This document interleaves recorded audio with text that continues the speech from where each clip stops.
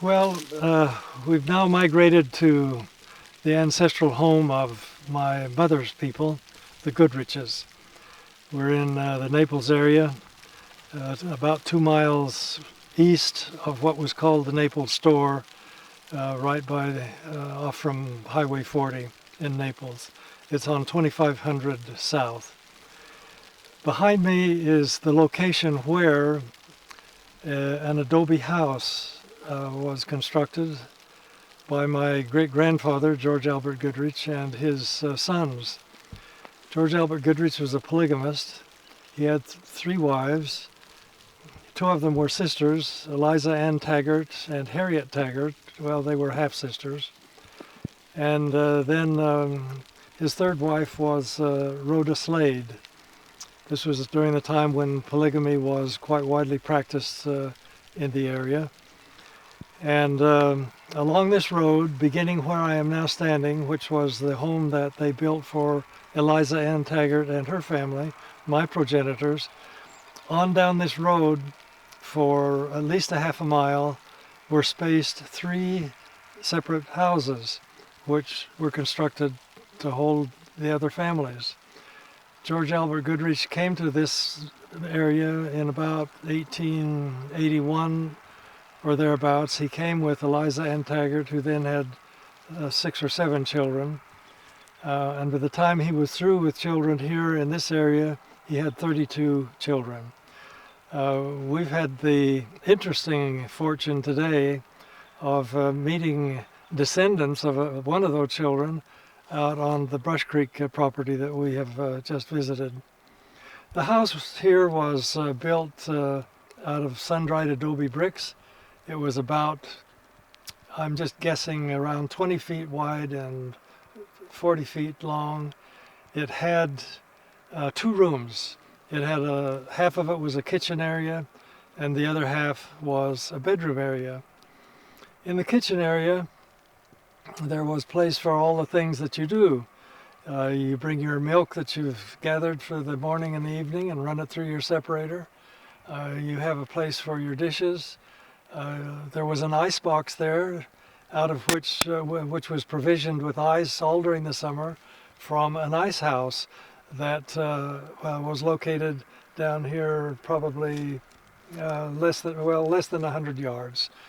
And the ice was harvested off from Calder's Pond in Vernal and freighted down here during the winter.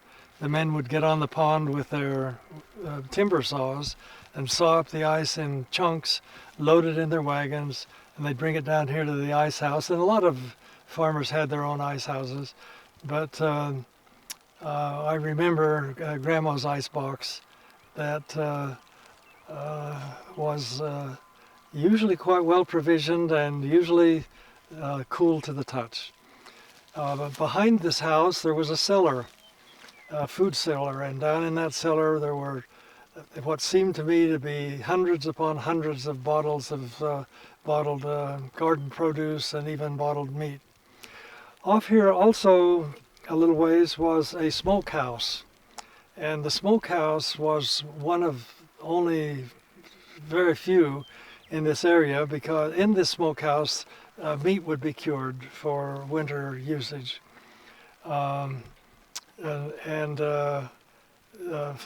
Farm families from around the area would bring their meat here and smoke it. And one of the interesting things was to try to find enough hardwood every year to be able to build a fire in your smokehouse to smoke the meat so that then you could eat it. Tough luck that later it was determined that smoked meat is also carcinogenous, and they didn't know that though. Back to the kitchen. In the kitchen there was a trap door, and down in that trap door, it opened up like you would think a trap door would work, was another mini cellar. And in that mini cellar they had their potatoes and carrots and things of that sort, so they wouldn't have to go out to the big cellar every day or every so often to get the food that they wanted to get.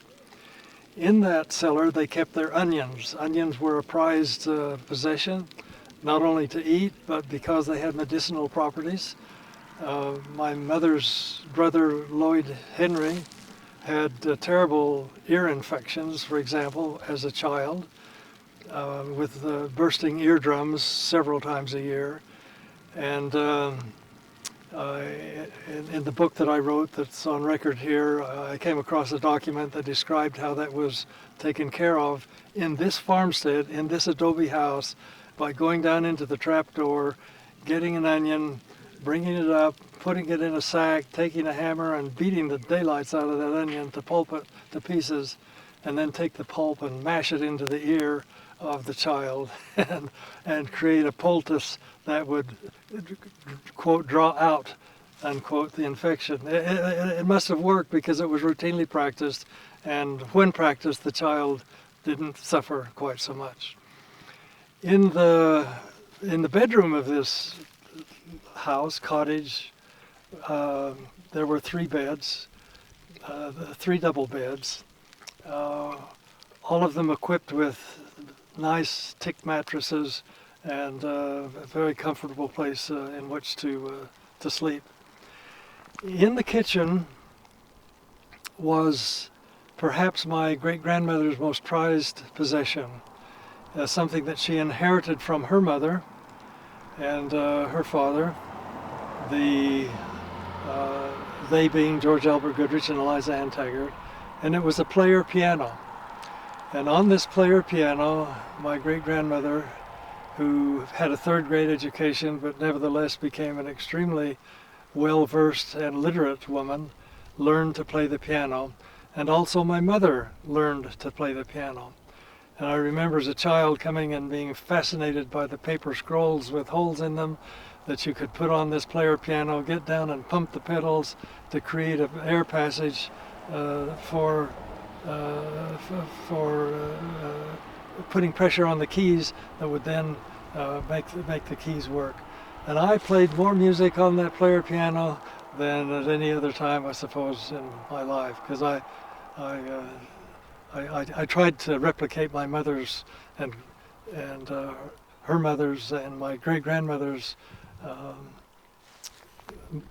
modest ability to play the piano, but I couldn't even become modest, so I had to settle for the player piano. Also, my great-grandfather Goodrich on this farm here thought of himself as being an agricultural innovator. And one of the things that was being passed around and talked about was, for an industry here, was creating silk. And so he planted mulberry trees here and imported, when they grew up enough to have leaves that could be eaten by silkworms, imported silkworms and began a silk creating enterprise, which, like most of the other things he tried, also failed, but nevertheless consumed a considerable amount of time and interest. As a child, those mulberry trees, when I was a child, those mulberry trees were all gnarled and old and aged, broken down, lying sometimes on their sides, but nevertheless still producing mulberries. And I would climb in those trees, eat mulberries, and think I was a lovely silkworm having a good time. From here on south then is property that became consolidated, not south, from here on east is property that became consolidated from the other families when they moved elsewhere. One family, Rhoda Slade's family, went to the Altamont area and homesteaded there, for example.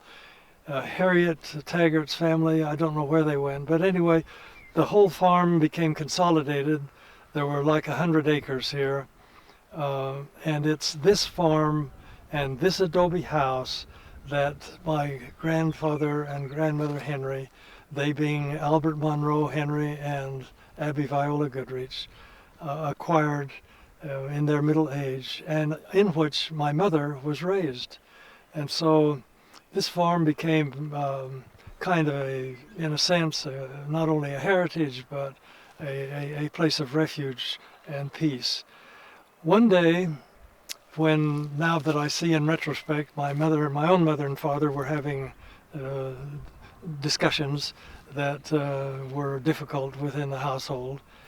My mother got in their 1934 Plymouth sedan, which my dad's parents had given them, and drove here to this spot on which we now stand. And we got out of the car. I was probably 6 or 7 years of age, I guess, maybe 8. Got out of the car, and the mosquitoes, you had to hold a handkerchief or something over your mouth to keep from inhaling mosquitoes or breathing them in. They were so bad.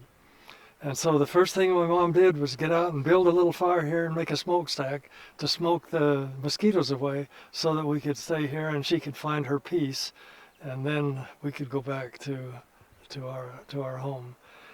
There was a absolutely wonderful hay derrick over on this side. On the Brush Creek Ranch, you took a picture of the A-frame derrick.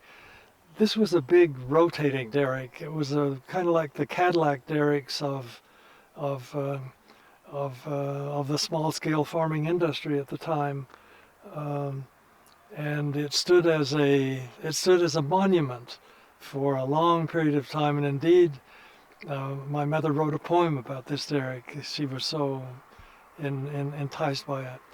I searched and searched and searched to see if I could find a replica of that derrick, because it was, in my child's mind's eye, such a magnificent structure.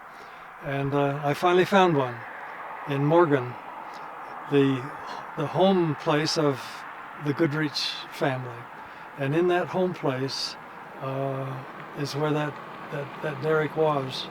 And I took a bunch of wonderful pictures of it, all of which now I cannot find, but I will struggle to do that at some point. I would say that fully 75% was like subsistence people, and the other 25% would be things you could buy at a store. I remember when I was 16 years old, I saw for the first time a banana. And the bananas had been shipped in from somewhere to a new market in Vernal called Safeway Stores. And the bananas cost 10 cents a piece. And that's about what I made an hour.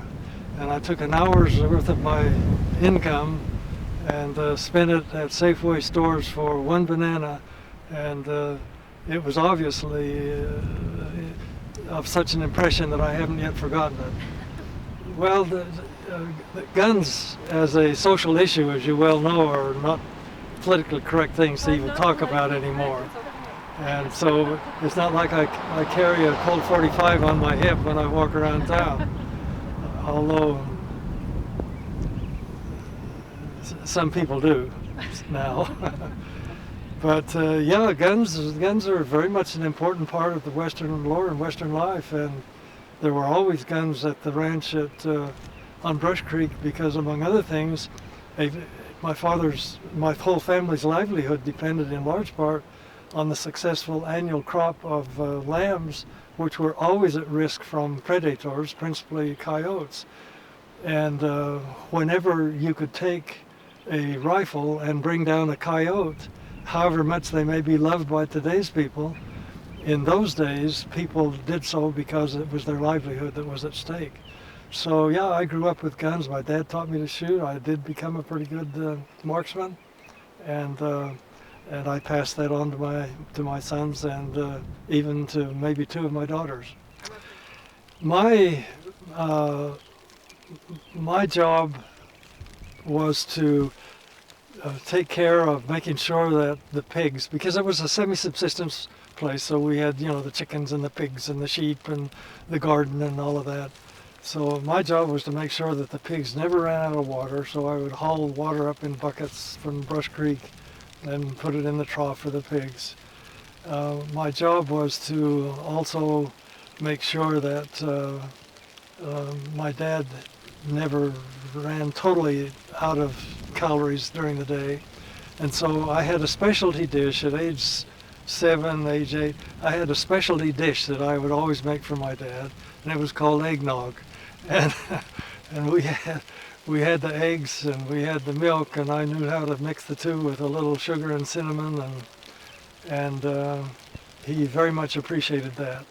Also, it was my job to make sure that the sheep didn't get where they were not supposed to be, and I also had to watch out for coyotes and snakes, and in general try to make myself useful in some way without getting in the road of anyone.